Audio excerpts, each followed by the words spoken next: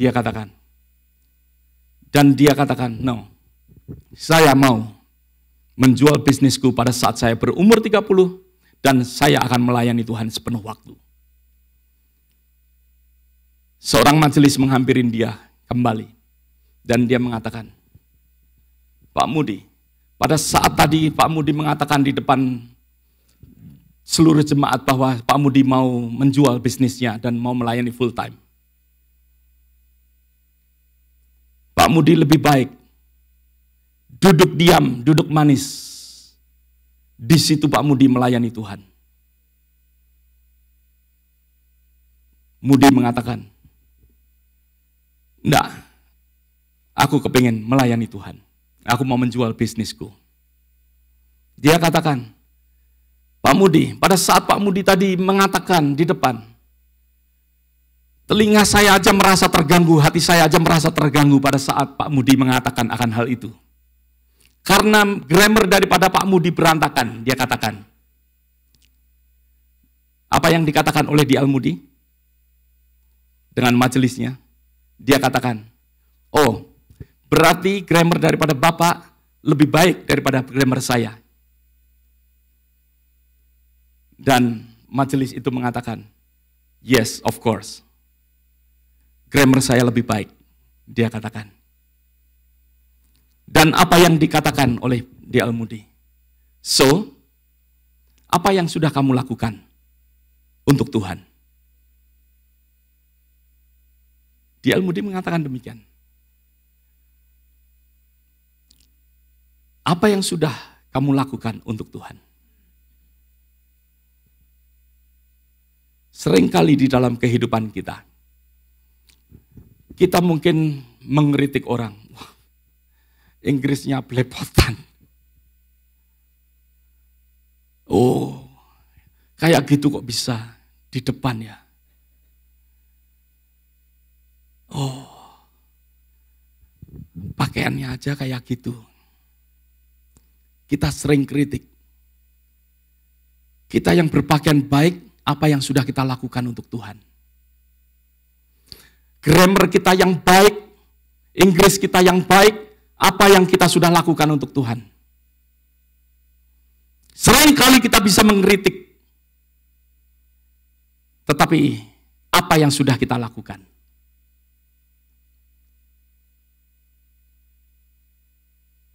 Mungkin kita merasa lebih baik daripada mereka yang melayani Tuhan. Tapi apa yang kita sudah lakukan? Dengan kita merasa lebih baik, apa yang kita sudah lakukan? Cerita daripada D.L. Moody ini biarlah menggugah setiap daripada kita. Availability kita more than ability. Ada amin. D.L. Moody mungkin secara ability zero karena dia illiterate. Dia buta huruf. Tetapi availability mereka daripada D.L. Moody itulah yang dipakai. Availability kita yang dipakai oleh Tuhan. Kemauan kita untuk dipakai oleh Tuhan, Tuhan mau berpartner dengan kita. Ada amin saudara. Bukan ability saudara. That's why don't wait for your ability. Kalau saudara sudah able this, baru mau. Tetapi Tuhan mau memakai kita di dalam availability kita. Di dalam kita membuka akan hati kita. Kita siapkan, kita buka hati kita untuk Tuhan. Dan Tuhan katakan, let's go with me. Ada amin. Kalau kita mengatakan, wait, aku belum mampu. Wait, aku belum cantik. Maka itu Tuhan gak pakai. Ada amin saudara. Tuhan mau membawa kita kepada terangnya. Oke, untuk menjadi terang. Tuhan mau memakai setiap kehidupan kita. Maka dari itu Tuhan hanya mau melihat kemauan kita. Availability kita. Enough untuk Tuhan. Murid-murid Tuhan gak pakai orang-orang yang jago. Ada kisah yang saya ingin sampaikan. di dalam firman Tuhan hari ini. Kisah daripada Petrus dan Yohanes. Saudara tahu Petrus? Petrus, kalau saya boleh katakan, orang Jawa bilang, orang Surabaya terutama bilang apa? Apa? Bonek. Bondo nekat. That's Petrus. Gak ada yang lain. Petrus adalah orang yang hanya sekedar nekat kalau saya boleh katakan. Lihat Tuhan, maka dari itu mau jalan di atas air. Nekat. Berapa kali dia fail, dia gagal. Berapa kali, bahkan kalau kita melihat bahwa Petrus di dalam kegagalan dia menyangkal Tuhan.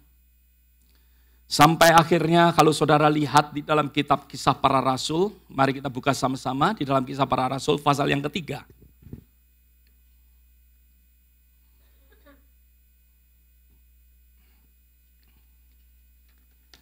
Saya masih ingat pada saat saya menyampaikan akan firman ini dari sisi yang lain, kira-kira 3 tahun yang lalu, saya menceritakan tentang orang lumpuh yang mendapatkan more than what he expect. Orang lumpuh expect hanya apa? Hanya sedekah. Tetapi Tuhan menyediakan more than what he expect. Yang diminta hanya duit recehan, tetapi Tuhan memberikan kehidupan orang lumpuh yang berjalan. Mendapatkan lebih, karena Tuhan menyediakan more. Ada amin. Tapi malam hari ini saya ingin kita bersama-sama melihat. Saudara masih bersama-sama dengan saya?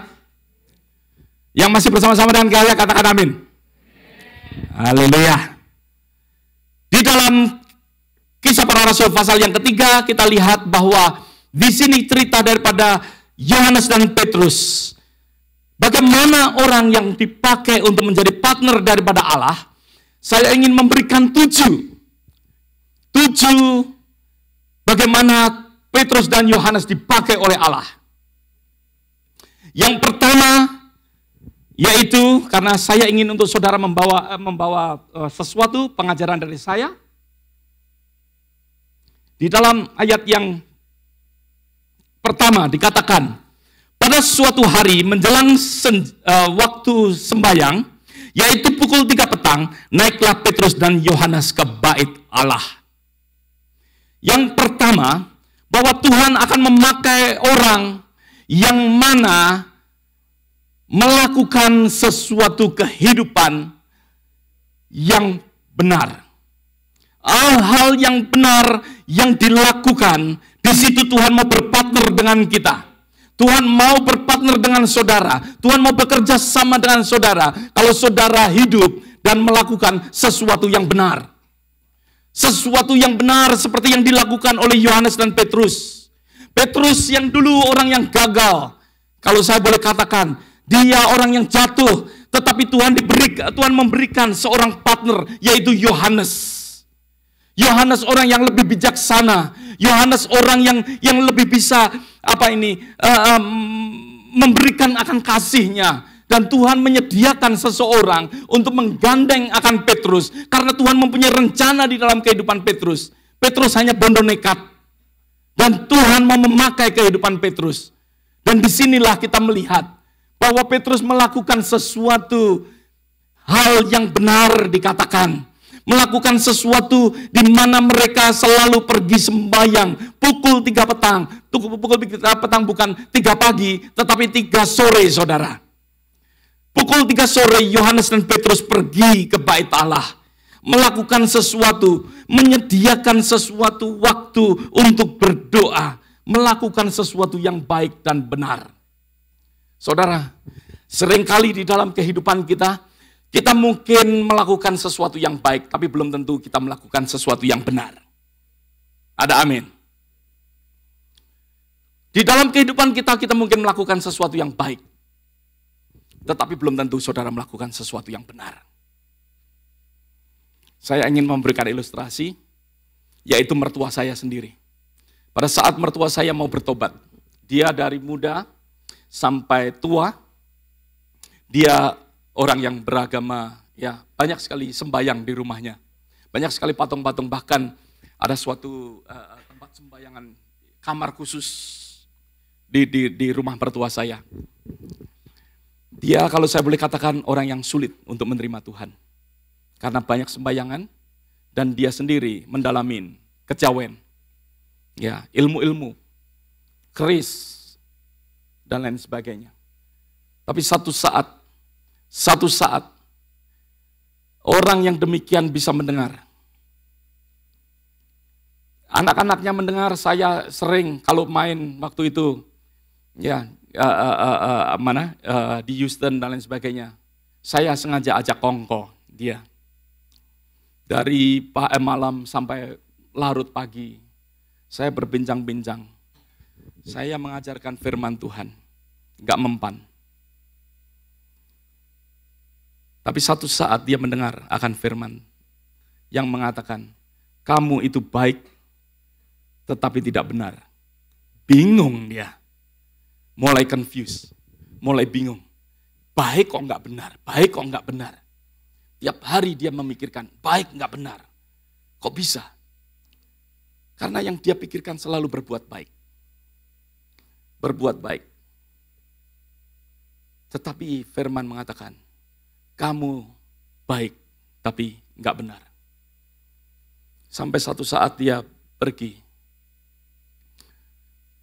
ke gereja Isa Al-Masih, ke salah satu pendeta. Dia bertanya, saya kok mendengar, Pak Pendeta, saya kok mendengar ada firman yang mengatakan, kamu ini baik, tetapi tidak benar. Ini apa? Oh begini Pak, ceritakan. Ya Bapak itu baik, berbuat baik. Tapi kebaikan Bapak tidak dibenarkan oleh Tuhan. Karena setiap daripada manusia hidup di dalam dosa. Dan hanya orang yang ada di dalam Yesus Kristus, itulah yang akan dibenarkan, menerima kebenaran itu. Maka dari itu saudara, setelah itu, papa mertua saya bertobat. Karena dia tahu kekurangan. Perbuatan baik dia nggak menyelamatkan dia. Maka dari itu dia lepaskan semuanya. Malam hari ini kalau ada di antara saudara, ya, mungkin saudara sebagai orang yang baik, tapi belum menerima Yesus Kristus sebagai Tuhan dan Juru Selamat di dalam kehidupan kita. Di dalam retreat ini, Tuhan berfirman pada saudara, ya, biarlah kita menerima yang benar itu. Ada amin. Biarlah kita menerima yang benar itu. Di dalam kehidupan kita pun, sering kali kita melakukan yang baik, tetapi kita mungkin gak melakukan yang benar. Mungkin baik untuk istri kita gak memberitahukan. Misalnya, saya berbuat dosa. Saya tidak memberitahukan istri saya. Baik gak? Baik. Mungkin untuk istri saya. Biar gak marah sama saya. Is that right? Biar keluarga tetap harmonis. Relationship tetap baik. Tetapi yang saya lakukan hanya baik. Tetapi gak benar. Karena saya ada someone. Ada amin. Disinilah yang dimana Tuhan mau memakai saudara dan saya menjadi partnernya Tuhan kalau kita melakukan yang benar. Petrus dan Yohanes melakukan sesuatu yang benar, dia berjalan menuju ke bait Allah. Maka dari itu Tuhan mengirimkan the right person at the right time for the right purpose. Ada amin. Kalau kita ada di dalam kebenaran daripada Tuhan, maka dari itu Tuhan akan memakai kita.